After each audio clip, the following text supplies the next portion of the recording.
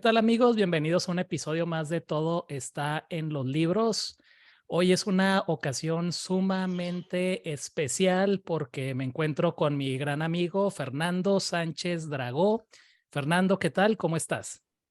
Hola Luis, pues estoy aquí en Castilfrío, en el Villorrio soriano donde suelo refugiarme, que hace honor a su nombre, porque hace un frío espantoso. Llevo aquí 3 o 4 días sin salir de casa, ¿no? Prácticamente. Y aquí, refugiado en compañía, en fin, de gente amiga, Claro. entre ellos mi hijo Aquela.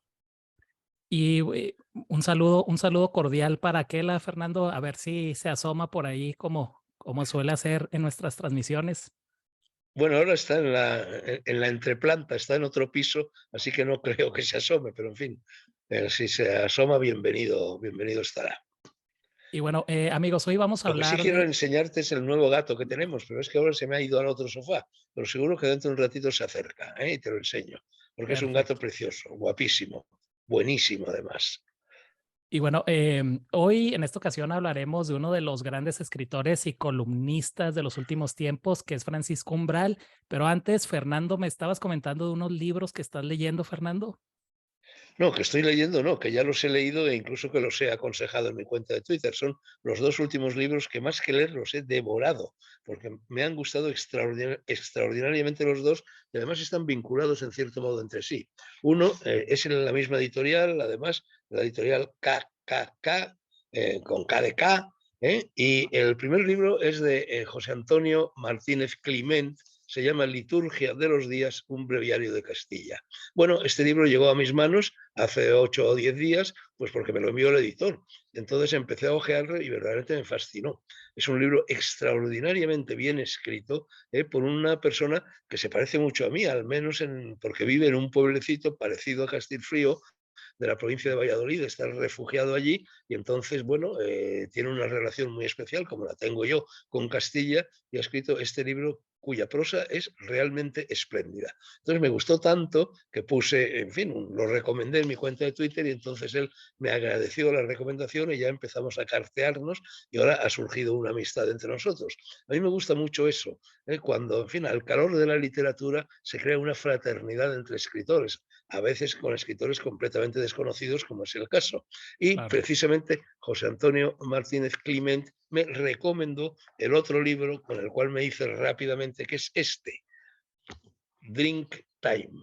Bueno, este es un libro, tú no sé si conoces un escritor inglés que yo no lo conocía, que se llama Patrick Leigh Fermor. ¿Conoces a Mm, este escritor? no, Bueno, no. este escritor, que es un escritor bastante más conocido, del cual ya se habían publicado en España y por supuesto en su país, en el resto del mundo y en toda Europa, un montón de libros.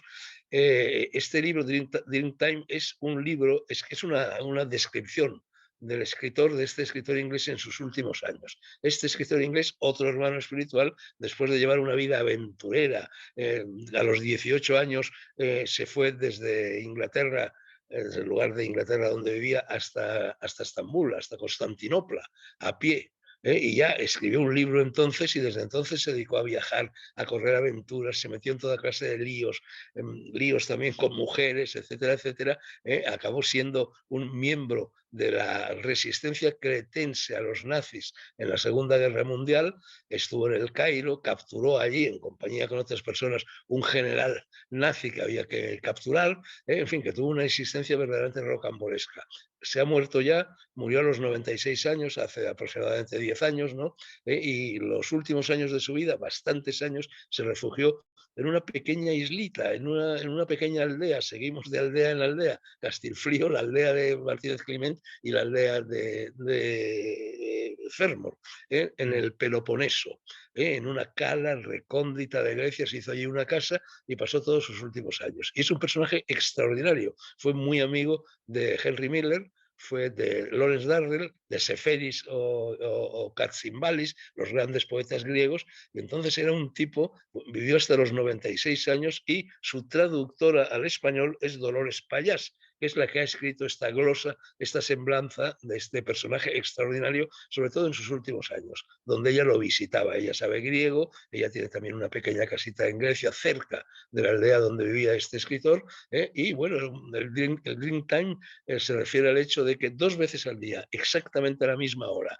a la hora del aperitivo, no sé, las 2 de la tarde, no recuerdo exactamente la hora, y las 8 de la noche, él decía Drink Time, y con su paso ya vacilante a los 90, 91, 92, etcétera, etcétera, 96 años, se iba hacia una mesita que estaba llena de botellas, whisky, vodka, vino, etcétera, etcétera. Él decía Drink Time, y entonces llegaba la hora de beber, y siguió haciéndolo pues prácticamente hasta días antes de que se le desarrollara vertiginosamente un tumor en la garganta y muriese, ¿no? Bueno, un personaje verdaderamente extraordinario. Yo he encargado ya todos los libros que han sido publicados en español, porque yo no lo conocía, no entiendo cómo me había pasado inadvertido este escritor tan parecido a mí en su vida, en su mentalidad, en su forma de vivir, en muchas cosas, ¿no? Así que, de verdad que no son 2 libros de amplia difusión, yo estoy Ujú. haciendo todo lo posible para que darlos a conocer, ¿eh? Así que Drink Time, de Dolores Payás, la glosa de este Fermor, este escritor inglés de la más pura cepa anglosajona, y este breviario de Castilla, este diario de Andanzas por Castilla de José Antonio Martínez Climent. Lecturas altamente recomendables, de esas que, bueno, se bebe como uno de esos vasos que solía beber a las 2 de la tarde y a las 8 de la noche Fermor en su islita griega. No era una isla, era una cala. Bueno, y ahora ya vamos con el tema de nuestra conversación de hoy. Así Vamos a es. ver, Luis, yo te Ujú. confieso que no me siento cómodo hoy en esta charla. Y no me siento cómodo porque todas las charlas que ya desde hace año y medio aproximadamente venimos manteniendo han sido siempre sobre escritores, Jodorowsky, Cela, Luis Racionero, Gaute, etcétera, a los cuales yo apreciaba mucho como escritores y como personas. No Claro. es el caso de Paco Umbral. A mí yo soy muy crítico respecto a Paco Umbral, pero bueno, al mismo tiempo tuve mucha relación con él.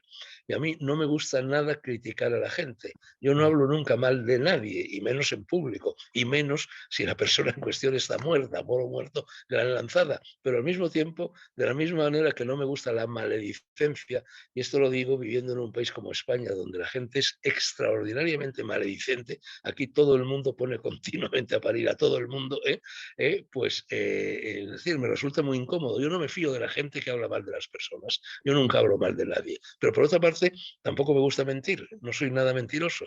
Entonces tú, proponiéndome hoy Paco Umbral como tema de nuestra charla, me obligas o bien a ser un poco maledicente, porque como te digo, soy muy crítico de Umbral, tanto como escritor que como persona, o me obligas a mentir, cosa que no voy a hacer. Entonces tengo que nadar entre 2 aguas y me siento un poco incómodo.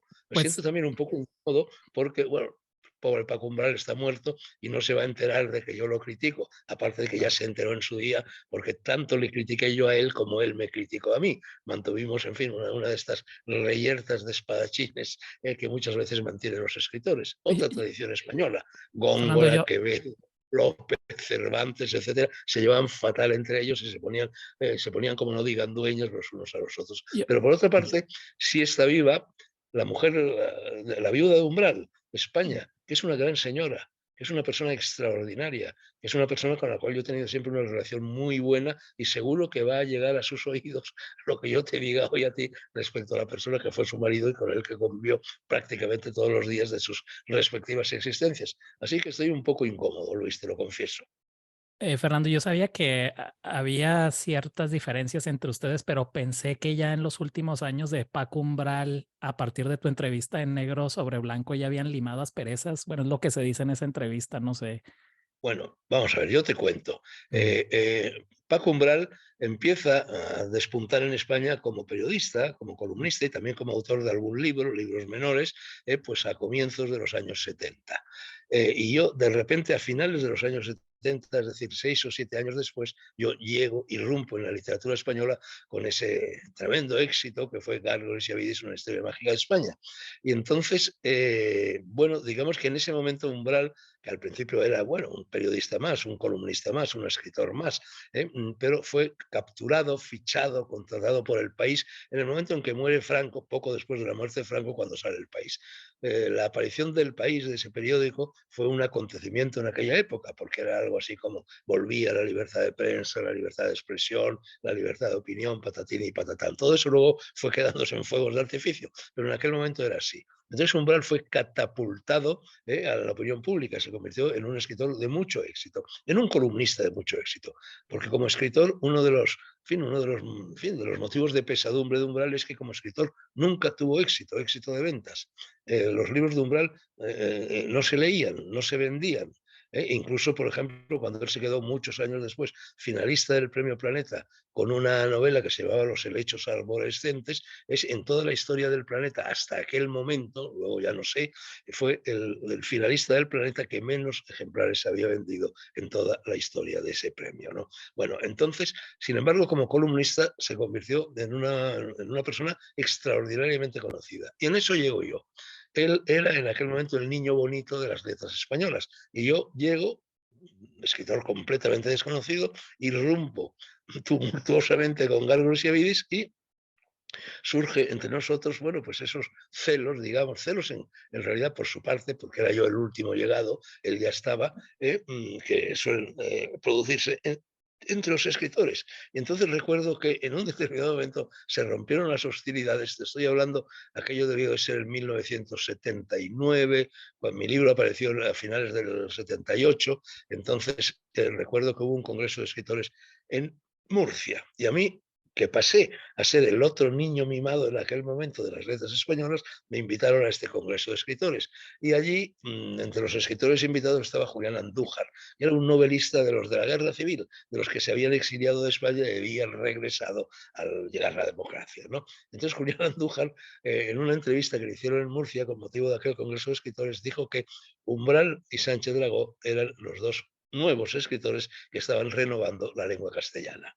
Y a mí me preguntaron por esa opinión y yo dije, bueno, ahí lancé yo la primera andanada, porque él ya me había atacado. Yo nunca ataco primero. Yo, como en los western, como en las películas del oeste, nunca desenfundo primero, pero soy rápido desenfundando cuando alguien desenfunda en mi contra, ¿no? Entonces yo dije, bueno, yo no sé si yo estoy renovando la lengua española, pero desde luego Umbral no, porque Umbral lo que hace es una literatura de negritas, y con las negritas no se renueva la lengua. Con eso me refería al hecho de que en las columnas de Umbral aparecían muchos nombres propios de personajes notorios o que él hizo notorios de la sociedad española en aquel momento, negrita por aquí, negrita por allí, porque esos nombres propios siempre venían en negrita. Y dale con las negritas y dale con las negritas. Bueno, entonces yo dije eso.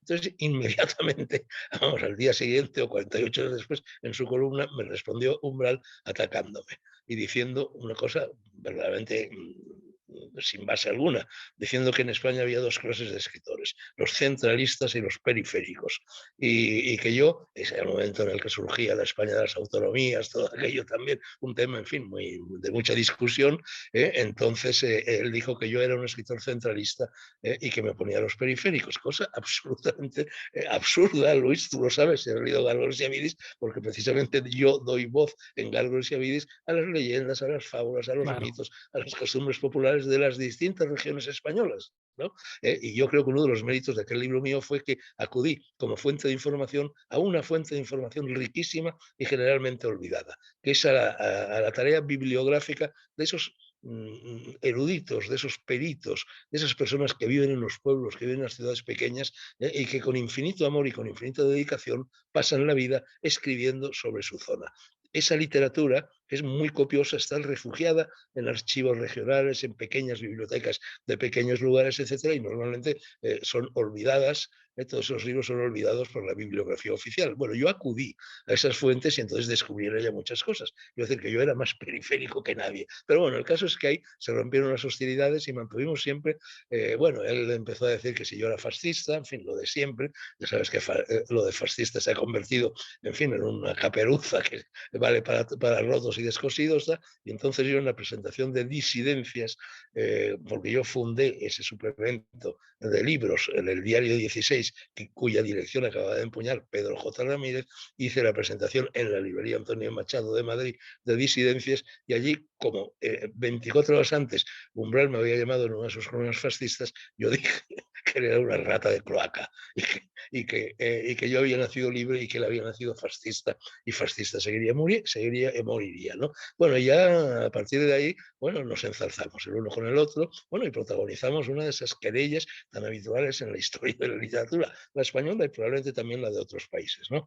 Pero al mismo tiempo, es decir, teníamos amigos comunes, frecuentábamos los mismos lugares, incluso ligamos con las mismas chicas. Hubo, no te digo que fueran muchas, pero hubo al menos 2 chicas compartidas entre Umbral y yo. O sea que al mismo tiempo había una relación. Es decir, que más que enemigos éramos adversarios. El adversario es muy distinto al enemigo. Ya te lo he dicho en alguna ocasión. El adversario adversus, ¿no? En latín, corre hacia y por consiguiente potencia a la persona, aprecia a la persona que está atacando. Bueno, y esa relación entre Umbral y yo duró muchísimos años, pero poco a poco se fue suavizando, se fue tal, y llegó un momento en que yo leí por un libro que por primera vez de Umbral me gustó. Esto ya fue muy tarde. Esto fue, yo creo que en el año 1997, 98, 99. Me refiero a un libro que no tuvo ningún éxito, un libro menor, del que nadie habla nunca, de Umbral, que se llama Los cuadernos de Luis Vives. Es un libro sobre la infancia y adolescencia de Umbral y sobre cómo se forjó poco a poco en Valladolid. Acabó siendo redactor del Diario del Norte de Castilla, ese periódico que dirigía Miguel Delibes, que fue uno de sus maestros, etcétera, etcétera. Entonces ese libro me gustó mucho, la verdad, y entonces yo le dediqué, yo hacía entonces un diario de lecturas en la última página del suplemento de libros del Mundo, otro periódico dirigido por Pedro J. Ramírez, y entonces me volqué sobre ese libro y lo elogié extraordinariamente, ¿no? Bueno, entonces ahí digamos que se desheló nuestra enemistad, pero en fin, siempre quedó cierto resquemor. Y fue entonces cuando yo lo llevé a Negro sobre Blanco y le hice esa entrevista, en fin, que circuló copiosamente, ¿no? Ya lo había llevado en otras ocasiones, ¿eh? Ya lo había llevado a la Biblioteca Nacional, cuando él sacó el diccionario Shelley. Y ahí la verdad es que tanto yo como las personas invitadas, uno de ellos era Antonio de Senillosa, personaje muy curioso, que se mató, el pobre, en un accidente de coche, que fue director general de Relaciones Culturales, etcétera, catalán, pues ahí le sacudimos también de lo lindo al diccionario Shelley. Total, que fueron siempre unas relaciones bastante vidriosas. Ahora Fernando, bien, ¿por qué era es, tan, por no, qué dime, era, dime, Luis. por qué era tan conocido como columnista? Es decir, ¿qué tenía como periodista que llamaba tanto la atención o que gustaba tanto al público?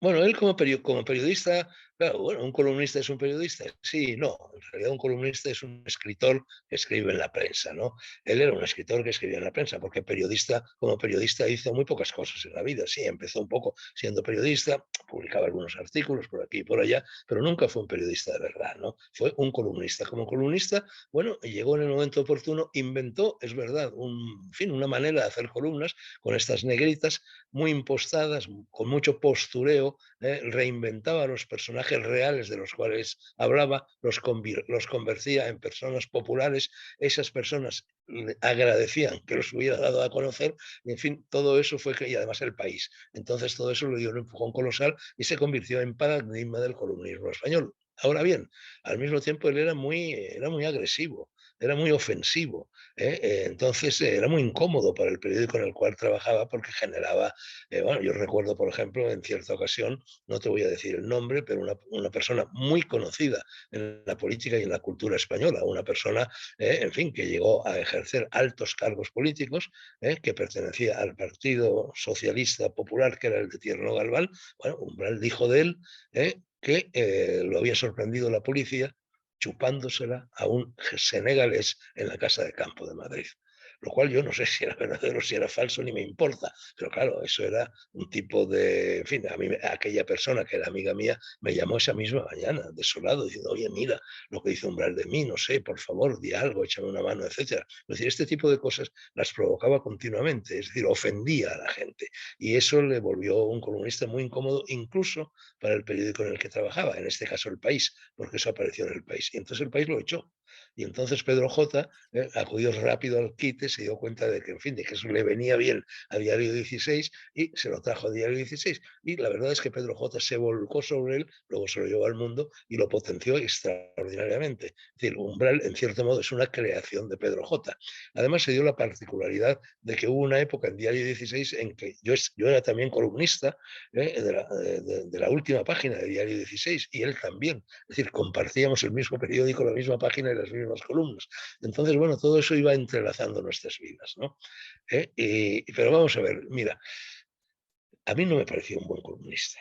Incluso, bueno, al principio, la época del País sí era un buen columnista. Era un columnista original, era un columnista nuevo. Él escribía muy bien, pero no basta escribir muy bien para ser un buen escritor. Marcé, uno de los principales novelistas españoles, que también fue como el premio Cervantes, lo acusó de utilizar lo que Marcé llamaba prosa sonajero. En fin, muy sonora, muy chisporroteante, muy ocurrente, pero la buena literatura no se hace con ocurrencias.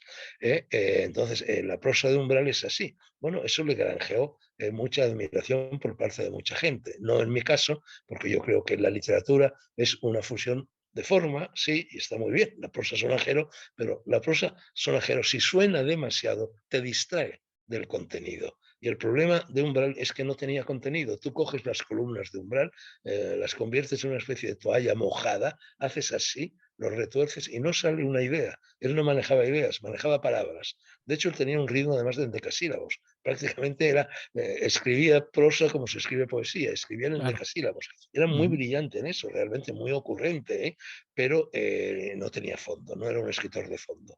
De hecho, es un escritor que prácticamente ha desaparecido, no de la memoria de la gente, al contrario, cada vez es más conocido, pero no lo lee nadie. En primer lugar, porque las columnas no se pueden leer X tiempo después de haber sido publicadas, porque su referencia es inmediata y el lector ya no tiene su referencia. Y en segundo lugar, porque no solo no manejaba ideas, sino que su dimensión cultural era muy pobre.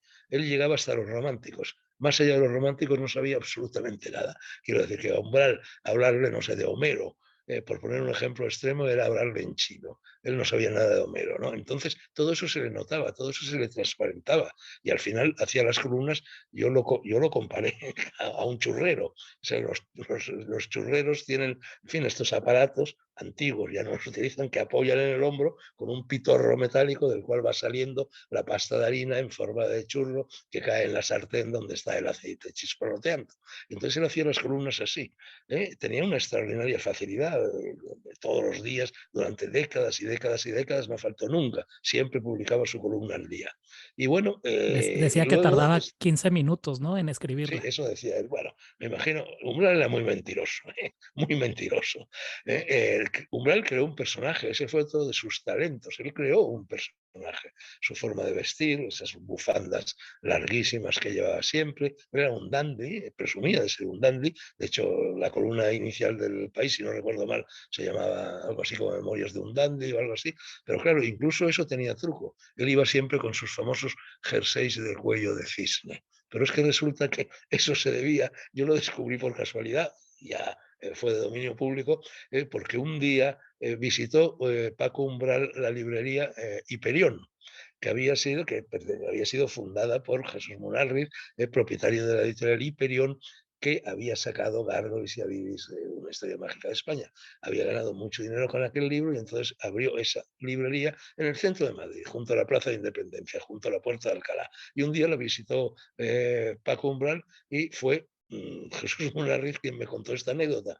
Estaba Paco Umbral en la librería, en un determinado momento, no sé, le entraron ganas de hacer pis o algo así y pidió ir al baño. Y fue al baño. Y estuvo un buen rato en el baño. Y luego ya salió, se despidió de Jesús, de su mujer, Maite Meroño, etcétera, y se marchó. Y entonces cuando entraron en el baño descubrieron que había metros y metros y metros de papel higiénico en el suelo, algo así como una serpiente que había cambiado la muda, que había cambiado la piel. Y entonces se supo que Umbral padecía una enfermedad extraña que es hiperhidrosis, y es que se suda mucho. Entonces él continuamente sudaba, sudaba, sudaba, y entonces se le evaporaba con el calor el sudor que iba acumulando en su tórax, y por eso estaba continuamente resfriado y hablaba continuamente de, en fin, de sus anginas, de sus dolores de garganta, y por eso llevaba estos jerseys de cuello de cisne para ir bien abrigadito, y también la famosa bufanda. Bueno, todo esto son cotillerías, Luis, en definitiva, menudencias que ni quitan ni ponen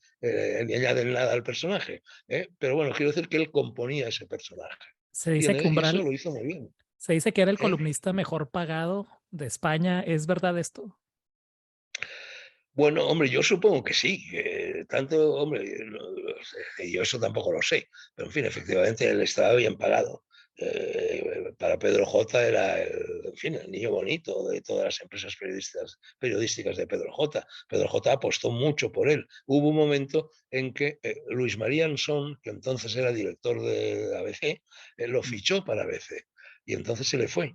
Umbral se fue a la ABC, probablemente le ofrecieron más dinero de lo que le daban en el mundo, ¿no? Y duró 2 días. Bueno, duró 15 días y tuvo que regresar al mundo porque hubo una especie de sublevación entre los lectores del ABC, porque ABC era y es un periódico conservador, un periódico de derechas, un periódico monárquico, etcétera, y las columnas de Umbral ofendían a los lectores clásicos tradicionales de ABC, que empezaron a enviar cartas y cartas y cartas de protesta y al final pues lo echaron también de la ABC y inmediatamente lo rescató por segunda vez en su vida Pedro J. ¿no?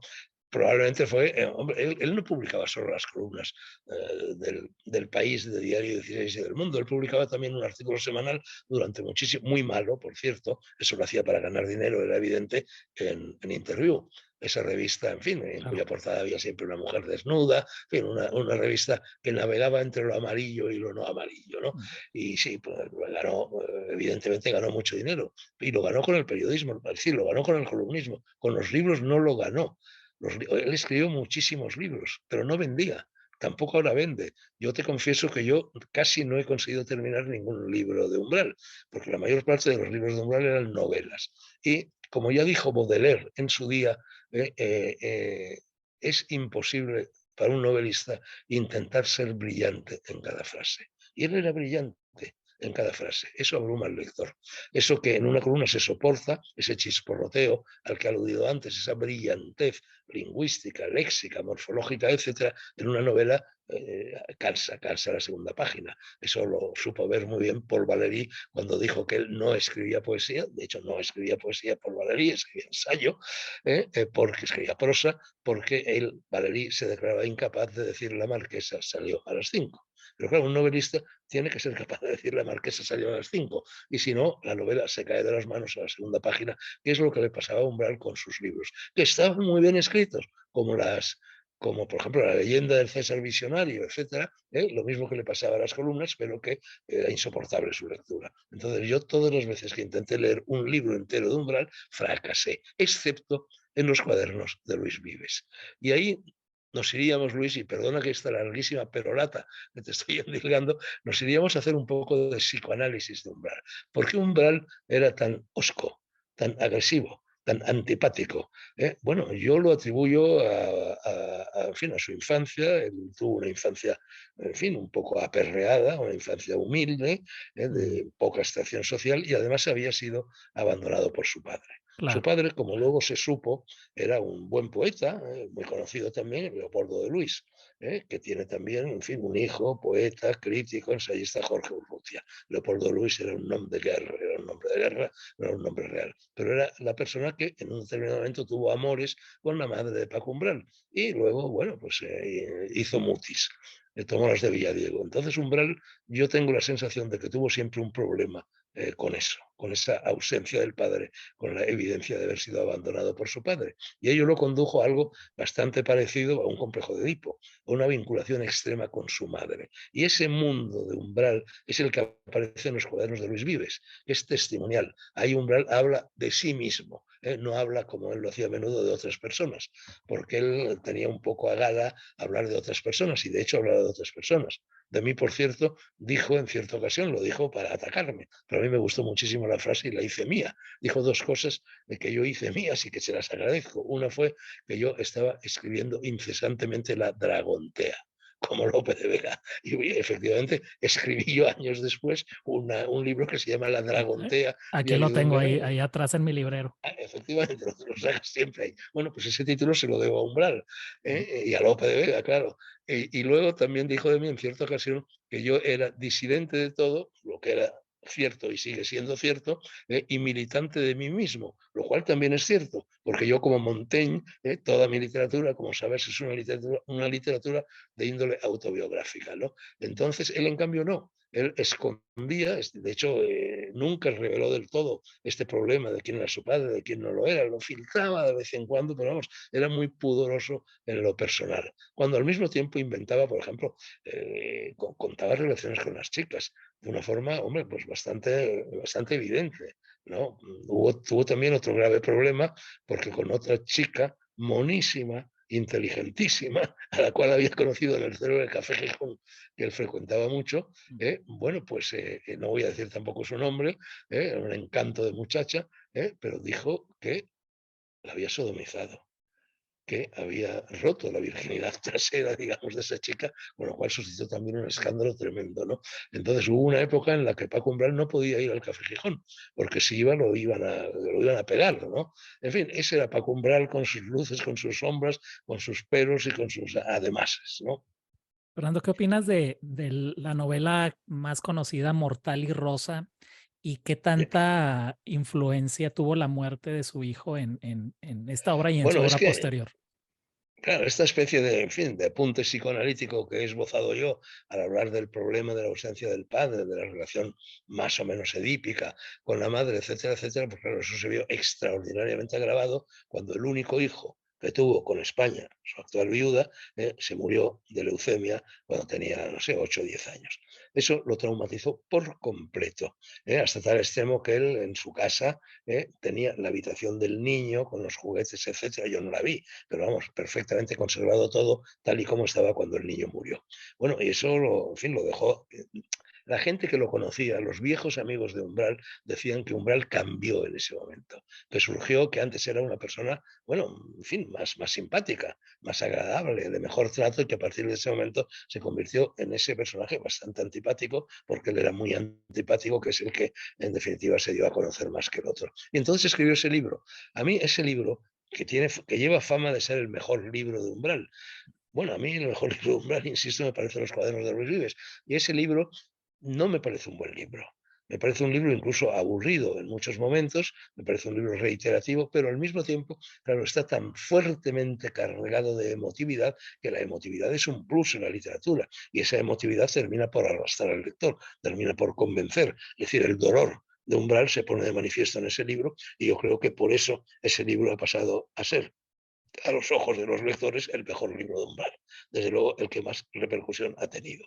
Y es, una vez más, yo cuando murió Umbral me pidieron para el mundo que, en fin, yo incluso presenté el acto de homenaje en el Círculo de Bellas Artes que se le hizo a Umbral, y me pidieron algún artículo sobre Umbral con este motivo. Yo escribí el artículo sobre Mortal y Rosa y en él dije, cosa que me parece que es cierta, que es un libro de poesía, que eso que he dicho yo antes, que él tendía a escribir en endecasílabos, lo cual puede ser muy fatigoso en la prosa, pero al mismo tiempo tiene su mérito. Ese es un libro escrito en endecasílabos. Ese es un libro mucho más lírico que narrativo, ¿no? Y bueno, ahí está, y desde luego ese libro es el único que a día de hoy sigue leyéndose de Umbral.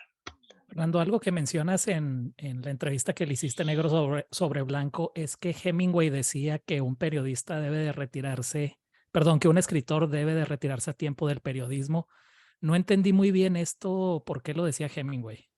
Bueno, Hemingway lo dijo, ya sabes que Hemingway prácticamente echó los dientes como periodista, más que como escritor, en el Toronto Star, este periódico que se publicaba en fin, en esa ciudad canadiense. Y ahí había un decálogo, que por lo visto estaba pegado a una de las paredes de la redacción del periódico, en la cual se le daban se esgrimían 10 mandamientos que un buen periodista tenía que respetar. Y uno de esos mandamientos era, bueno, por supuesto, el qué, contar el qué, el cómo, el dónde, el cuándo, en fin, las clásicas preguntas a las que tiene que responder un periodista, ser conciso, de ahí también la extrema concisión, la extrema brevedad, la extrema economía del lenguaje de la literatura de Hemingway, y al mismo tiempo Hemingway se dio cuenta de que si seguía enredado con el periodismo dejaba de ser escritor. Pero claro, el periodismo y la literatura, Luis, parecen actividades, en fin, muy parecidas, muy similares. El periodista escribe sobre lo que ve, y el novelista escribe también, bueno, pues sobre lo que va viendo a lo largo de la vida. Pero sin embargo, yo creo que son dos actividades completamente diferentes. El periodismo es un ejercicio de esclavitud. El periodista tiene que escribir sobre lo que ha pasado el día antes, sobre la guerra de Ucrania, sobre la guerra de Vietnam, sobre la erupción de un volcán, sobre un asesinato, sobre unas elecciones, sobre lo que sea. Es decir, tiene esa esclavitud, esa vinculación a lo inmediato, a la actualidad. El escritor no la tiene. El escritor puede escribir sobre lo que le dé la gana, sobre algo que pasó hace 5.000 años o algo que también ha pasado el día antes, ¿no? Tiene esa libertad. Al mismo tiempo, el escritor dispone de todo el espacio que quiera. Puede escribir un libro de 100 páginas o de 1.000 páginas, ¿no? En cambio, un periodista no. Los periódicos limitan al norte, al sur, al este y al oeste con el vacío. Y entonces tienes que ceñirte a un determinado número de palabras, de líneas, de caracteres. Y si no, te cortan por las buenas, porque en las redacciones de los periódicos envías un artículo y aunque seas el mismísimo Hemingway o el mismísimo Paco Umbral o el mismísimo Dragó, te cortan, pero vamos, te cortan a tijera te tronchan en dos el artículo que acabas de escribir con exquisito cuidado. Entonces, bueno, Hemingway se dio cuenta de todo eso, del peligro que acecha al escritor si se convierte en periodista y tiene éxito. Entonces ya dejará de ser escritor y pasará a ser un periodista. Eso le pasó a Umbral. Umbral, en cierto modo, dejó de ser un escritor de fondo para convertirse en aquello que lo ha llevado a la posteridad, que es el columnismo. Umbral, con mucha astucia, supo convertirse en heredero de Larra. Larra, en la época romántica, hasta Era lo ahí que te iba a llegaba la cultura preguntar. de Umbral, claro. Bueno, se convirtió en una especie de columnista de la época, ¿no? Inventó prácticamente el columnismo, al menos en el periodismo español. Y Umbral supo recoger esa antorcha mítica, legendaria de Larra, y convertirse él en el nuevo Larra.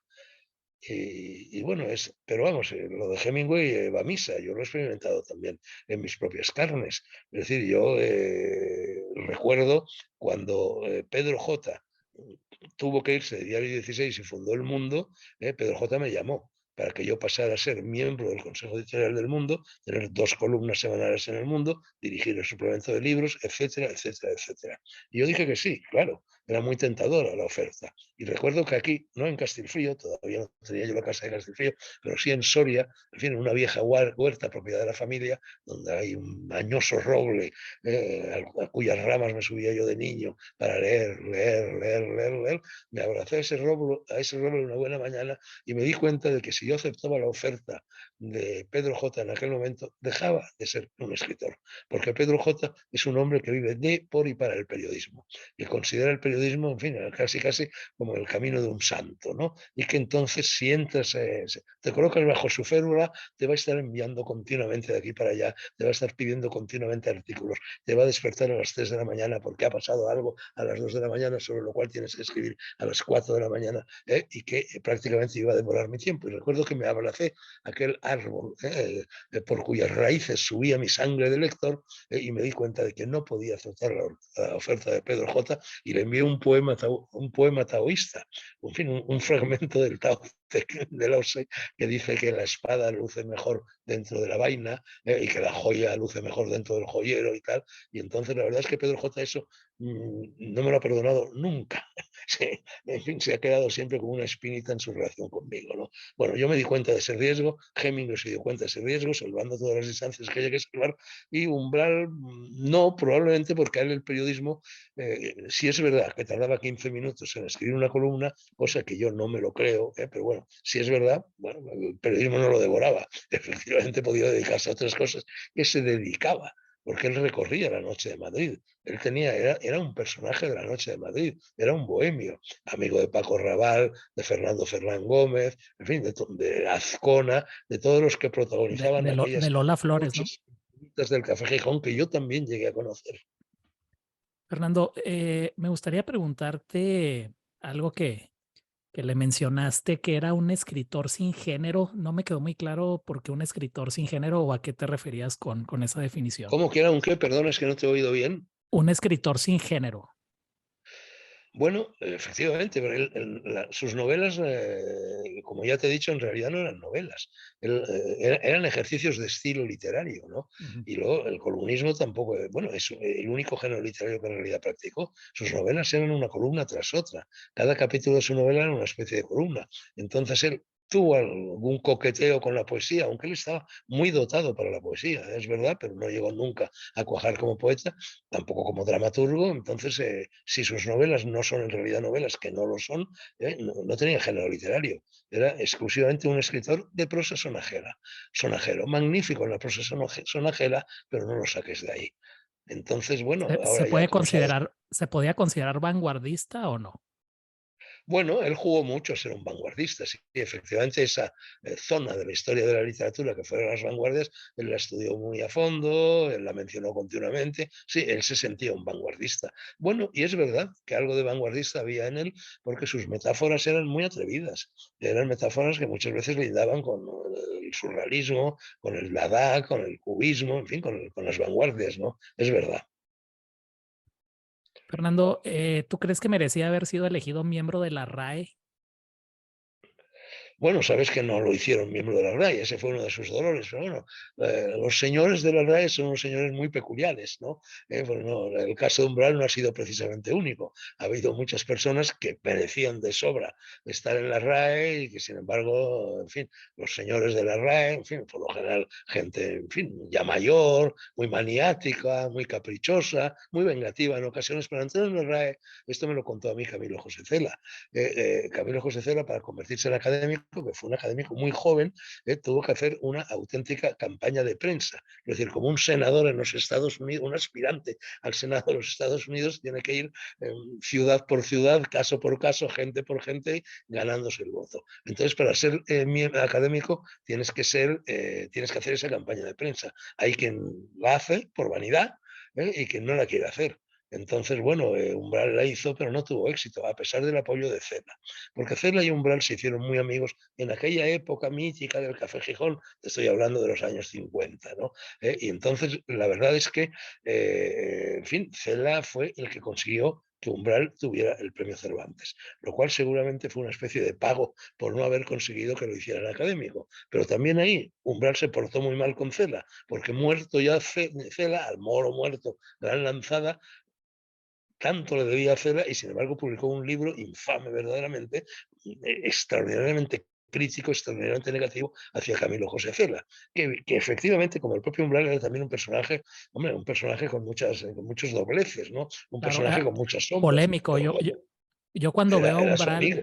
cuando veo a Umbral en entrevistas, me recuerda mucho a Cela y a Salvador Dalí. Yo creo que si Cela y Dalí hubieran tenido un hijo, hubiera sido Francisco Umbral. Bueno, estás hablando de tres personas que se convirtieron en personajes, que ellos mismos inventaron, pero en fin, como Miguel Ángel inventaba el David, inventaba sus esculturas, ¿no? Inventaban su propio personaje y lo iban moldeando. Personajes muy distintos, Dalí era muy distinto a ellos, pero efectivamente los tres, Cela, Umbral y Dalí, crearon un personaje, personajes que luego entraron en el Parnaso.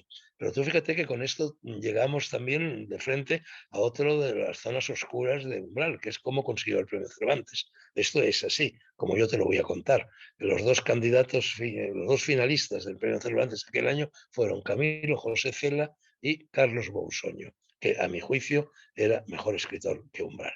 Y parece ser que ganaba Bousoño, que estaban prácticamente empatados, 5 contra 5, 5 contra 6, una cosa así. Y uno de los miembros del jurado era Camilo José Cela, que armó, porque Camilo era como, en fin, era como un miula, que armó un pitote tremendo allí en las sesiones del jurado porque ganaba Bousoño. Y pegó un puñetazo en la mesa y se puso a vociferar no sé cuánto y que iba a denunciar al jurado por pucherazo y es que sé yo qué cosas tal. En fin, creó un verdadero casus belli para que le dieran el premio Cervantes a Umbral. Y entonces yo esto lo sé, entre otras cosas, porque me lo contó una de las personas que eran miembros del jurado, aparte de que es de dominio público a estas alturas. Entonces, esa persona, no voy a decir su nombre, un gran escritor, todo un caballero, que detestaba a Umbral como escritor, aparte de eso, y que no lo había votado, sin embargo, para evitar el litigio, para evitar el casus belli que se estaba armando allí, que iba a contribuir al desdoro del premio Cervantes, dijo, bueno, pues yo me levanto.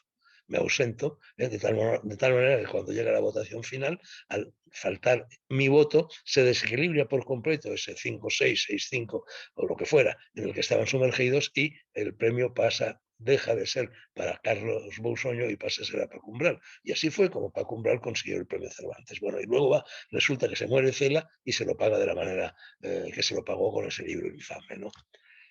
Fernando, y también tenía mucha relación Paco Umbral con Miguel Delibes. Me gustaría preguntarte, Bueno, eso es tú qué, natural. Bueno, Valladolid. Claro, Miguel Delibes en Valladolid se convirtió en una tú qué figura. opinas de Miguel Delibes? Hombre, yo tengo muy buena opinión de Miguel Delibes, muy buena opinión como escritor y como persona. Era una excelente persona, era un hombre honrado y además era un magnífico escritor y un magnífico novelista. También fue periodista, ¿no? Pero sobre todo era pasado a la historia como novelista, no como periodista. Como periodista cogió un periódico en el norte de Castilla y lo convirtió en un gran periódico, que sigue siendo hoy día un gran periódico. Y además Miguel Delibes fue un maestro, forjó a muchos grandes periodistas que fueron también muy buenos escritores, César Alonso de los Ríos, Miguel Delibes, Miguel Paco Umbral y otros cuantos, ¿no? Entonces sí, efectivamente, Umbral y Delibes tuvieron mucha amistad y con Delibes Umbral siempre se portó bien. Fernando, ¿era Francisco Umbral el mismo en privado que en público? Es decir, ¿era un personaje siempre o cambiaba en privado? No, bueno, es que eso, eso le pasaba a los tres, a Dalí, a Cela. Yo con Cela tuve mucha relación, con Dalí poca, pero alguna tuve, y con Umbral tuve bastante. Entonces, efectivamente, sobre todo Cela y Dalí, en cuanto aparecía un periodista, se transfiguraban, y pasaban a componer, a ser fieles al personaje que habían creado. Sobre todo Dalí, también Cela, pero sobre todo Dalí. Lo de Dalí verdaderamente era una metamorfosis portentosa. Estaba, en fin, en la conversación privada con ellos, en la intimidad, eran personas bastante normales, ¿no? En cambio, como aparecía un periodista o uno de la tele, una cámara o un micrófono, se transformaban y empezaban, en fin, eso, a ser fieles a su personaje. Y bueno, Umbral también era así. Hombre, en la intimidad era más asequible, era más simpático. Cuando había una cámara de televisión delante, entonces pues podía organizar la que organizó en aquel famoso programa de Mercedes Milá, que ha Mm, pasado a la historia cuando dijo aquello de que él venía a hablar de su libro, ¿no? Y claro. pasó todo lo que pasó. ¿Tú qué No, hombre, opinas, qué opinas de ese incidente? ¿Tú tenías buena relación o tienes con Mercedes Milá? hombre, con Mercedes, mira, yo voy a presumir de que Mercedes Milá es Mercedes Milá como periodista de amplia repercusión nacional gracias a mí.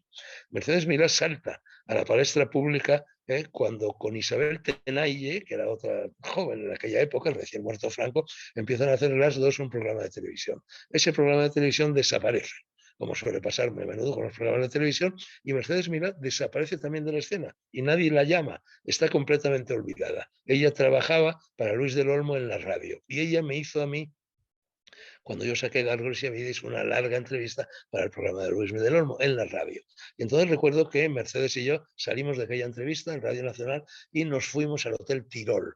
El Hotel Tirol era de Carlos Zayas, con el cual yo había estado en la cárcel, fue uno de mis compañeros de cárcel, Marqués de Zayas, que había heredado ese hotel que está pues prácticamente en la esquina de Marqués de Urquijo con Princesa, en el centro de Madrid, y que era el lugar donde se había conspirado contra Franco en los últimos años del franquismo constantemente, por muchas razones, y entre ellas porque se servían los mejores gin tonics de Madrid.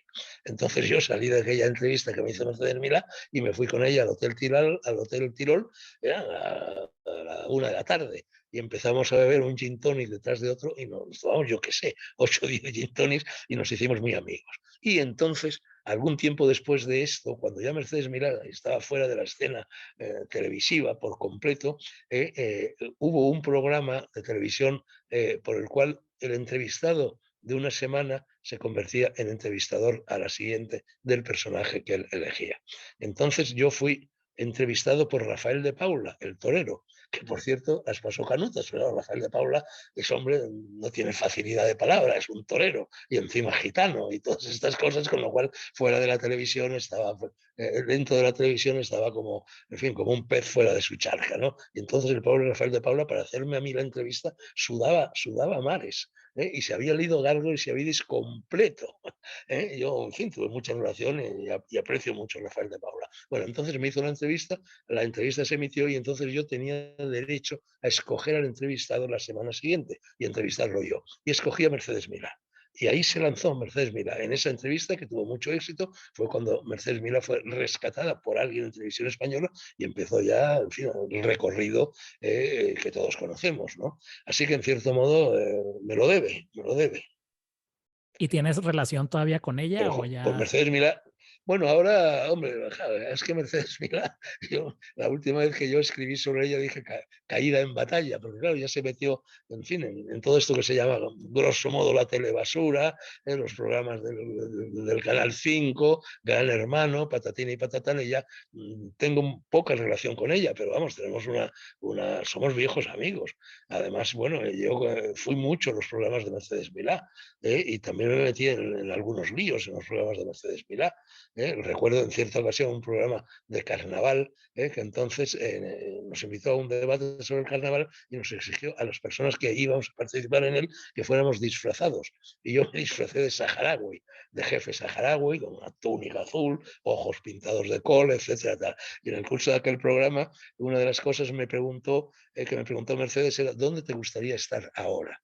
Te estoy hablando, yo que sé qué año sería aquello, sería 1970, 71, 72. Y yo dije, pues me gustaría estar entre los muslos de Madonna.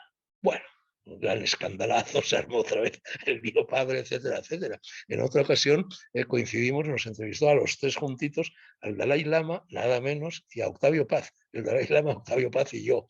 En fin, fui muchas veces a sus programas. Y cuando yo hice ese programa Dragolandia, una vez más, ese que hice para, en fin, ese magazine que hice para Telemadrid, yo la invité a ella y vino también. Y se hizo muy amiga de mi hija, además, no, muy buenas relaciones con Mercedes. Lo que pasa es que Mercedes, bueno, en un determinado momento, en fin, ella además su compañero era Pepe Sámano, en fin, el productor de cine, que era muy amigo mío, y yo iba muy a menudo a su casa por las noches, vivían ahí en fin, la calle Abascal, en el centro de Madrid, y teníamos larguísimas conversaciones. Pepe Sámano, Mercedes Milá, el Chevalier Servant de Mercedes Milá, que era Antonio Gasset, que hizo programas de cine durante mucho tiempo, que ya ha muerto también, gran persona, y manteníamos allí, en fin, unas tertulias verdaderamente, en fin, muy pintorescas y muy ricas. Por cierto, Antonio Gasset, es otra anécdota que te cuento, se había casado con una nieta de Ortega y Gasset. Y él lo decía, como se separaron enseguida, no duró mucho aquel matrimonio, y él lo decía porque así iban a tener hijos que se llamarían Gasset Ortega. Oye, Fernando, ¿qué frase crees que es más famosa? ¿La de yo vengo a hablar de mi libro o el milenarismo ha llegado? Bueno, pues ahí se andan, ¿eh? Son quizás las dos frases más famosas de la historia de televisión española. Mira, hace unos años se celebraba pues, el 50 aniversario o algo así de, ya sabes, lo dados que son los españoles a celebrar aniversarios de televisión española, y entonces decidieron hacer los 50 programas de televisión española que más impacto habían tenido. No forzosamente más audiencia, sino más impacto. Y yo colé tres. Y uno de ellos, desde luego, fue el del milenarismo. Otro fue, por supuesto, el de Yo he venido a hablar de mi libro, y otro fue otro programa mío en el cual se pegaron, casi literalmente se dio una patada, el director de La Fiera Literaria, aquella revista muy crítica con todos los escritores habidos y por haber, que era Manolo García Viñó y Vicente Molina Foix. Ese era el negro sobre blanco, llegaron casi a las manos prácticamente. Bueno, eso también fue muy sonado, ¿no? Entonces, bueno, es curioso que yo, que he hecho siempre programas de televisión, hombre, al fin y al cabo minoritarios, culturales, de libros que se emitían, en fin, a altas horas de la madrugada y tal, consiguiera colar tres programas míos en los 50 más vistos de televisión española. Fernando, si Paco Umbral, yo sé que no te gusta hablar mucho de las generaciones, pero si hubiese que encasillarlo en una generación, ¿a cuál sería? Pues hombre, la mía, lo que pasa, es decir, por edad la mía. Hombre, él era algo mayor que yo, pero no lo suficientemente mayor como para pertenecer a otra generación. Ten en cuenta que Petersen, que fue el gran teórico alemán de la teoría de las generaciones, decía que para que exista una generación se produce cada 30 años y una subgeneración cada 15. La verdad es que esta regla se cumple casi matemáticamente. Si tú empiezas a ver la alternancia de las generaciones literarias españolas, generación del 30 del 27, la generación del 36, y luego llega la mía. La mía es la generación del 56, que fue la del primer motín contra Franco, en fin, en el cual yo tuve pues muy activa participación, ¿no? Entonces, esa generación, bueno, dice también Petersen que tiene que para que haya una generación, y eso se cumple perfectamente en el caso de la generación del 98, tiene que haber amistad entre los miembros, ser coetáneos más o menos y haber todos publicado su primera obra también prácticamente al mismo tiempo. Entonces fíjate que los 5 miembros que fundan la generación del 98, aunque no fundan la generación del 98, claro, eso es una etiqueta posterior, ¿no? Elaborada por los historiadores, por los lectores y por la crítica, pero son Antonio Machado, Azorín, Baroja, Ramiro de Maeztu y se me está yendo, y Azorín, Baroja, Machado, Ramiro de Maeztu, hay un quinto que en este Unamuno. momento se me escapa. Y Unamuno, efectivamente. Bueno, todos ellos tenían la misma edad, todos ellos habían publicado su primer libro prácticamente al mismo tiempo y todos ellos estaban unidos por amistad y por lazos ideológicos. Se oponen en aquel momento al desastre, a la decadencia de España, a la regeneración de España, buscan, etcétera, etcétera. Bueno, desde ese punto de vista, cronológicamente Umbral es miembro de la generación del 56.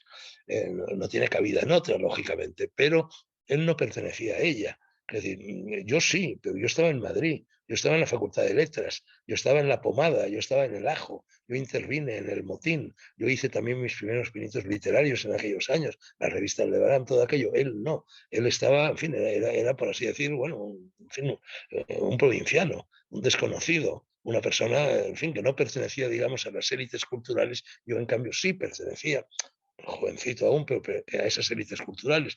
Entonces no se dan en el caso de Umbral esas condiciones que pone Petersen para que haya una generación, pero cronológicamente pertenece a esa generación. Lo que pasa es que es un verso suelto, porque sus amistades, por ejemplo, Cela, hombre, Cela era mucho mayor que él. Cela nace en el 14, ¿no? 20 años antes que él, ¿no? Entonces, es un verso suelto, no pertenece a una generación. Y además, hombre, lo que nadie puede restarle a Umbral es la originalidad de sus posturas existenciales, vitales, y la originalidad de su estilo literario y de todo lo que hizo, ¿no? Claro. Fernando, hablábamos fuera del aire de Pérez Reverte, de esta nueva novela que escribió, y sé que hubo ciertas rencillas entre Paco Umbral y Pérez Reverte. No sé si tú sepas algo de por qué se suscitaron. Bueno, mira, Umbral, y eso pasó también cuando yo publiqué Carlos Sevidis. Umbral, en fin, no le gustaba nada que de repente apareciera una luminaria literaria, y a veces se equivocaba, como fue con Juan Manuel de Prada. Cuando Juan Manuel de Prada publica Coños, bueno, que era un libro muy inspirado en el Senos de Gómez de la Serna, Umbral lo apoya mucho. Y luego, sin embargo, cuando Prada coge vuelo y publica esa novela, Las máscaras del héroe, etcétera, donde se mete un poco también en mundos que había cultivado Umbral, en fin, toda aquella bohemia literaria de entreguerras, ¿no? Entonces ahí empieza a sacudirle, Umbral y Prada se le revuelve y acaban enemistados. Bueno, pues con Pedro Reverte pasó algo de eso. Es que además, claro, Pedro Reverte tiene también muchos puntos en común con todas estas cosas de las que estamos hablando, de Hemingway, de Umbral, mías, etcétera. También es un periodista fundamentalmente que durante muchos años es periodista, incluso corresponsal de guerra, y que en un determinado momento él había publicado ya 2 o 3 novelas que habían tenido bastante éxito, pero en fin, siempre un éxito limitado, hasta que de repente llega un momento y me dice, basta, se acabó el periodismo, no voy a ser corresponsal de guerra, y empieza a publicar las novelas que han tenido un éxito creciente. Hasta el extremo que en estos momentos, para el hombre medio, el novelista más conocido de España es sin duda alguna Pedro Reverte. Bueno, eso, Cela, que como novelista había fracasado siempre, pues no lo podía perdonar. Y entonces, efectivamente, pues le atizó en alguna columna. Reverte, que es, en fin, que es hombre bravo, no es hombre que se calle, le respondió, y ahí efectivamente surgió esa enemistad a la que te refieres. Pero yo te digo, son cruces de mosqueteros, Porthos, Aramis y D'Artagnan, ¿no? Son cosas que luego, en realidad, bueno, aparecían en la prensa, por aquí y por allá, se creaba la leyenda, pero luego a lo mejor nos sentábamos todos al mismo velador del mismo café, y nos tomábamos juntos una copa de coñac, ¿no? Fernando, ya la última pregunta, que es con la que siempre cierro, es alguna anécdota especial que recuerdes con Paco Umbral. Ay, Luis. Tengo con él una anécdota muy especial, pero en esta época de puritanismo woke no la puedo contar. Ok, Porque no, está bien, no, está bien. no la puedo contar, pero vamos, es una anécdota que me contó Umbral, pues yo creo que la última vez que estuvimos juntos. La última vez que estuvimos juntos fue una comida de presentación de un libro de un amigo común, Raúl Peña, un libro sobre Egipto, sobre, en fin, sobre el Egipto faraónico y tal. Y entonces Raúl Peña nos invitó a Raúl del Pozo, a mí, a alguien más, que no recuerdo en este momento quién es, y a Umbral a presentar su libro el restaurante Samarcanda, que está, o estaba entonces, en el interior de la nueva estación de Atocha en Madrid. Y allí, en la sobremesa, nos contó lo que le había, la aventura que había corrido pocos días antes y que si se hubiera hecho público le habría costado el premio Príncipe de Asturias, que estaban a punto de darle, y que si se hubiera hecho pública no le habrían dado el premio Príncipe de Asturias. Así que por discreción no puedo contarte esa anécdota. Perfecto, Pero una Fernando. anécdota muy subida de tono, ¿eh? Muy bien, muy Muy bien. subida de tono y que luego te voy a dar una pista. Te voy a dar Dime. una pista. David Trueba, novelista y escritor, hizo una película, un largometraje excelente con esa historia, que se Ah, puede bueno, ver. claro. Bueno, pues Búscala si ahí lo quieres. dejamos. Así Buena es. película además, ¿eh? Fernando, aprovecho para hacerte una pregunta que no tiene nada que ver con esto, pero siempre me ha dado curiosidad. En esa época de negro sobre blanco y antes, siempre aparecías con un collar que nunca he sabido qué era, con un símbolo. En yo, Sí, no sé si yo aparecía recuerdas. con un collar. Sí, algo No, colgado que vamos a era. ver. Yo aparecía con una cosa que efectivamente estaba suspendida Es de correcto. un hilo, Ujú. ¿no? Que era como un objeto metálico plateado. Sí, Es eso. sí, Bueno, es eso. eso era un relicario que se usa frecuentemente en Yemen, y que es un relicario que en principio tiene dentro un papelito con un versículo del Corán, con un versículo del profeta. Y es muy bonito. Y los yemenitas lo llevan siempre colgado del cuello. Yo visité Yemen en 1979 o por ahí, y me hice con uno de esos relicarios. Me gustó muchísimo y entonces durante muchos años lo llevé siempre. Hasta que un día,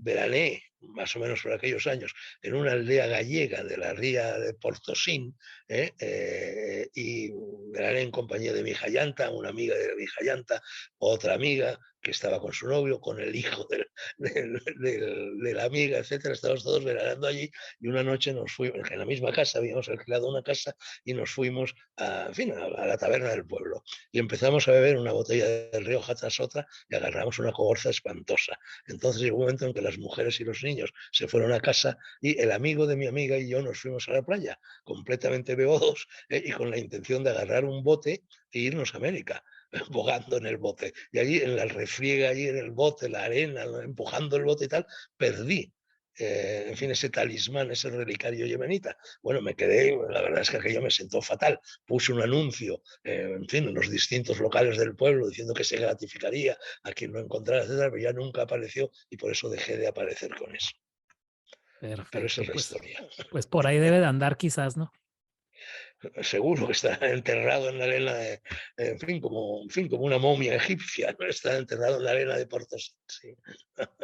Perfecto, Fernando. Pues muchísimas gracias. Te mando un abrazo. Que pases pues una feliz Navidad, unas felices fiestas y seguimos en contacto. Pues lo mismo te deseo, Luis. Venga, un abrazo muy fuerte para ti. Poco a poco tu canal va cogiendo impulso, ¿eh? Ahí Ya va, se habla bastante de él, ¿eh? ya casi El, llego a bueno, los 2000 suscriptores, Fernando, así que ahí va.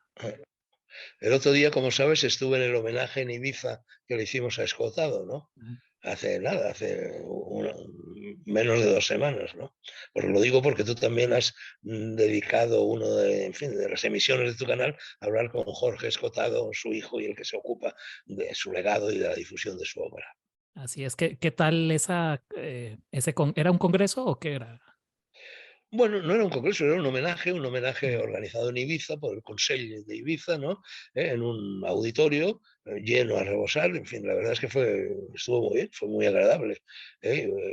Hablamos varias personas, amigos de Escotado, hijos de Escotado, y se emitió un larguísimo reportaje de Escotado ya en Ibiza, pues filosofando, hablando pues, del arte, el amor y todo lo demás, como decía Aldous Huxley.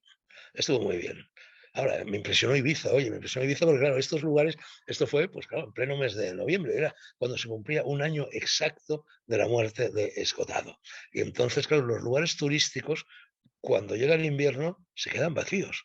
Parece como, entonces Ibiza estaba vacía por completo, impresionaba caminar por sus calles porque no había nadie, estaban las tiendas cerradas, los postigos echados, cadenas, cerrojos, etcétera. No, me impresionó mucho Ibiza. Bueno, yo Ibiza, en fin, yo tengo también un largo historial con Ibiza. Fíjate que yo llegué a Ibiza y lo cuento en mi libro Galgo Corredor en 1957.